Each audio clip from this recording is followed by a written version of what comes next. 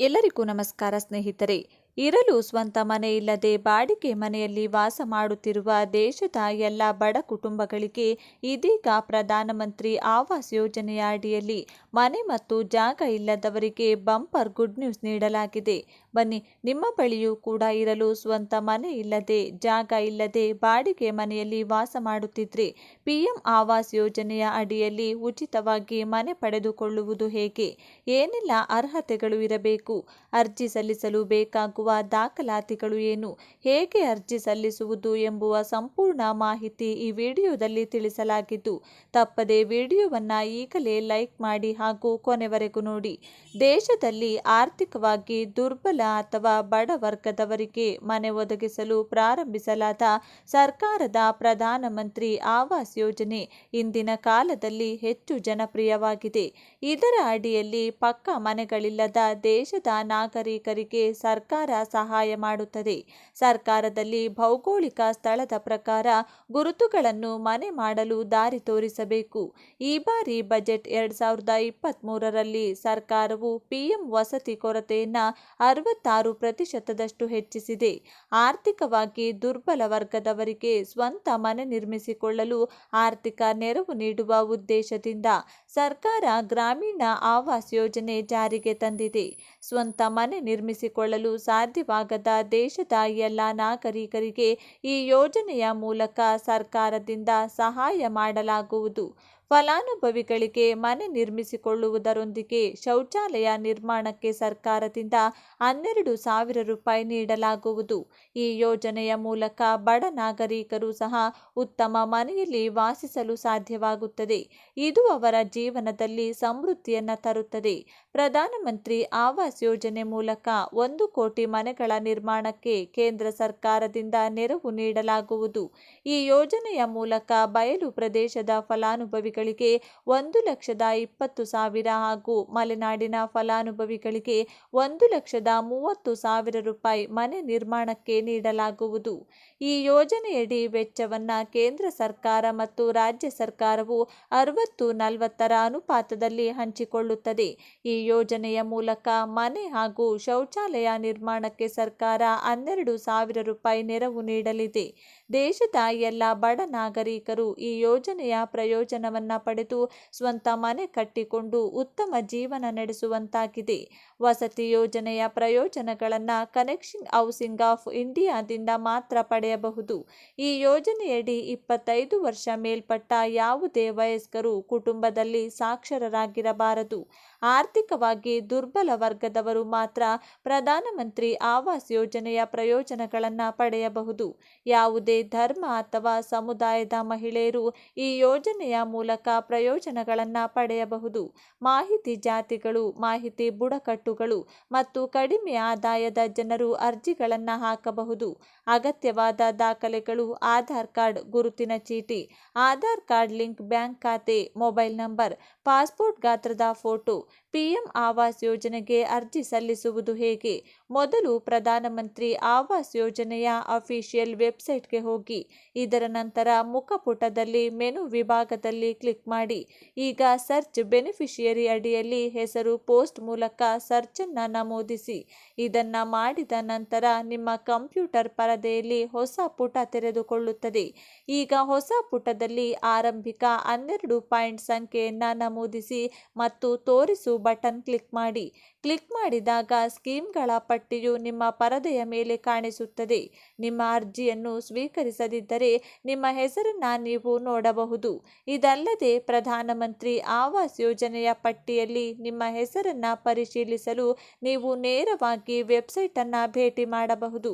ರಾಜ್ಯ, ಜಿಲ್ಲೆ, ಬ್ಲಾಕ್ ಅನ್ನು ಭರ್ತಿ ಮಾಡುವ ಮೂಲಕ ನೀವು ಪಟ್ಟಿಯಲ್ಲಿ ನಿಮ್ಮ ಹೆಸರನ್ನು ಪರಿಶೀಲಿಸಬಹುದು. ಹಾಗಾಗಿ ಈ ಮಾಹಿತಿ ಈ ವಿಡಿಯೋವನ್ನು ಪ್ರತಿಯೊಬ್ಬರಿಗೂ ತಲುಪುವವರೆಗೂ ಶೇರ್ ಮಾಡಿ ತಿಳಿಸಿ.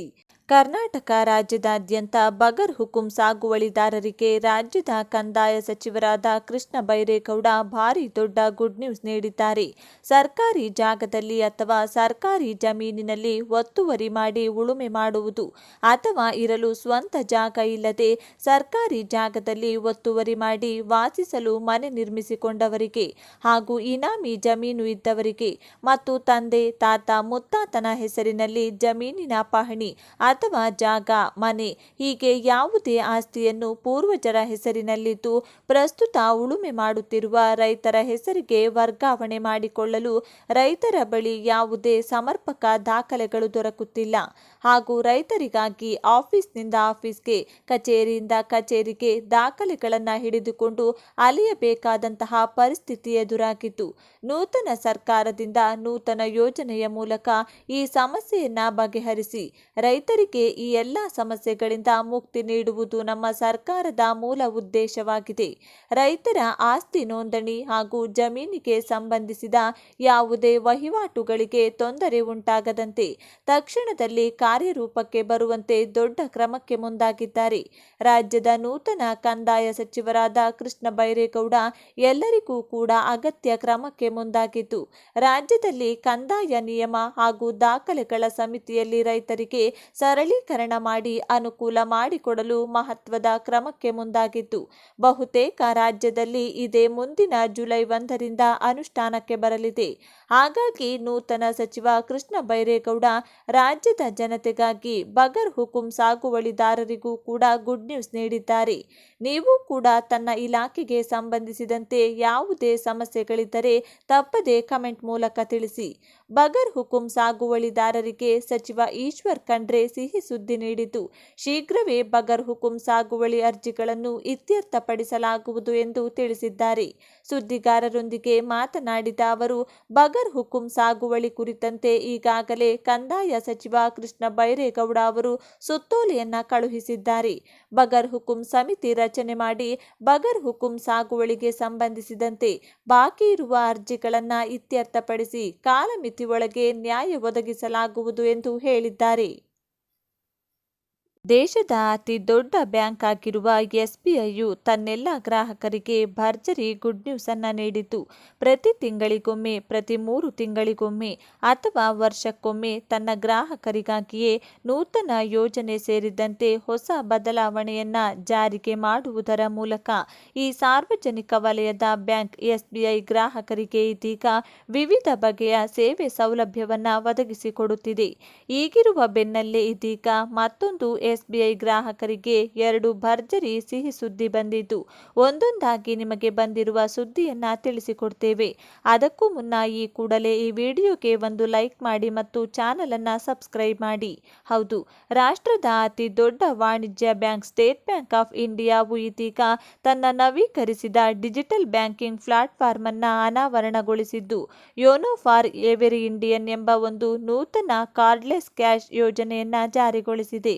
ಬ್ಯಾಂಕ್ 68ನೇ ಎಸ್ಬಿಐ ದಿನಾಚರಣೆಯನ್ನ ಜಾರಿಗೆ ಮಾಡಿದ್ದು, ಜಾರಿಗೆ ಮಾಡುವ ವೇಳೆಯಲ್ಲಿ ಯೋನೋ ಫಾರ್ ಎವರಿ ಇಂಡಿಯನ್ ಎಂಬ ಒಂದು ನೂತನ ಸ್ಕ್ಯಾನ್ ಪೇಯನ್ನ ಜಾರಿಗೊಳಿಸಿದ್ದು, ನೀವು ಸುಲಭವಾಗಿ ಯಾವುದೇ ಚಾರ್ಜ್ ಇಲ್ಲದೆ ಹಾಗೂ ಯಾವುದೇ ಮಿತಿ ಇಲ್ಲದೆ ಯುಪಿಐ ಸೇವೆ ಬಳಸಿಕೊಂಡು ಹಣ ವಿತ್ಡ್ರಾಲ್ ಮಾಡಿಕೊಳ್ಳುವುದು ಅಷ್ಟೇ ಅಲ್ಲದೆ ಡಿಜಿಟಲ್ ಬ್ಯಾಂಕಿಂಗ್ ಸೇವೆ ಸೌಲಭ್ಯವನ್ನ ಸುಲಭವಾಗಿ ಈ ಯೋನೋ ಫಾರ್ ಎವರಿ ಇಂಡಿಯನ್ ಎಂಬ ಹೊಸ ಬದಲಾವಣೆಯಲ್ಲಿ ಪಡೆದುಕೊಳ್ಳಬಹುದಾಗಿದೆ. ಇನ್ನು ಎರಡನೆಯ ಸುದ್ದಿ ಏನೆಂದರೆ, ನೀವು ಮನೆಯಲ್ಲಿಯೇ ಕುಳಿತು ಚೆಕ್ ಬುಕ್ಗೆ ಅಪ್ಲೈ ಮಾಡುವುದು ಸೇರಿದಂತೆ ಹೊಸ ಎಟಿಎಂ ಕಾರ್ಡ್ಗೆ ಅಪ್ಲೈ ಮಾಡುವುದು, ಸಾಲ ಸೌಲಭ್ಯಕ್ಕೆ ಅಪ್ಲೈ ಮಾಡುವುದು, ನಿಮ್ಮ ಬ್ಯಾಂಕ್ ಖಾತೆಯಲ್ಲಿರುವ ನಿಮ್ಮ ಬ್ಯಾಂಕ್ ಬ್ಯಾಲೆನ್ಸ್ ಮಿನಿ ಸ್ಟೇಟ್ಮೆಂಟ್ ಹಾಗೂ ಸಾಲ ಸೌಲಭ್ಯ ಪಡೆದುಕೊಳ್ಳುವ ಮಾಹಿತಿ ಸೇರಿದಂತೆ ವಿವಿಧ ಬಗೆಯ ಎಲ್ಲ ಸೌಲಭ್ಯವನ್ನ ನೀವು ಮನೆಯಲ್ಲೇ ಕುಳಿತು ಯೋನೋ ಆ್ಯಪ್ನಲ್ಲಿ ಪಡೆದುಕೊಳ್ಳಬಹುದಾಗಿದೆ. ಇನ್ನು ಸ್ಕ್ರೀನ್ನ ಮೇಲೆ ಕಾಣುತ್ತಿರುವ ಈ ನಂಬರ್ಗೆ ನೀವು REG ಎಂದು ಕ್ಯಾಪಿಟಲ್ ಲೆಟರ್ನಲ್ಲಿ ಟೈಪ್ ಮಾಡಿ ಸ್ಪೇಸ್ ಕೊಟ್ಟು ನಿಮ್ಮ ಅಕೌಂಟ್ ನಂಬರ್ ಎಂಟರ್ ಮಾಡಿ ಈ ನಂಬರ್ಗೆ ಸೆಂಡ್ ಮಾಡಿದರೆ ನೀವು ಮನೆಯಲ್ಲಿಯೇ ಕುಳಿತು ನಿಮ್ಮ ಬ್ಯಾಂಕ್ ಬ್ಯಾಲೆನ್ಸ್, ಮಿನಿ ಸ್ಟೇಟ್ಮೆಂಟ್ ಹಾಗೂ ವಿವಿಧ ಬಗೆಯ ಸೇವೆ ಸೌಲಭ್ಯಗಳನ್ನು ಪಡೆದುಕೊಳ್ಳಬಹುದಾಗಿದೆ. ಹಾಗಾಗಿ ಆದಷ್ಟು ಈ ಮಾಹಿತಿಯನ್ನ ಎಲ್ಲರಿಗೂ ಶೇರ್ ಮಾಡಿ ತಿಳಿಸಿ. ಧನ್ಯವಾದಗಳು.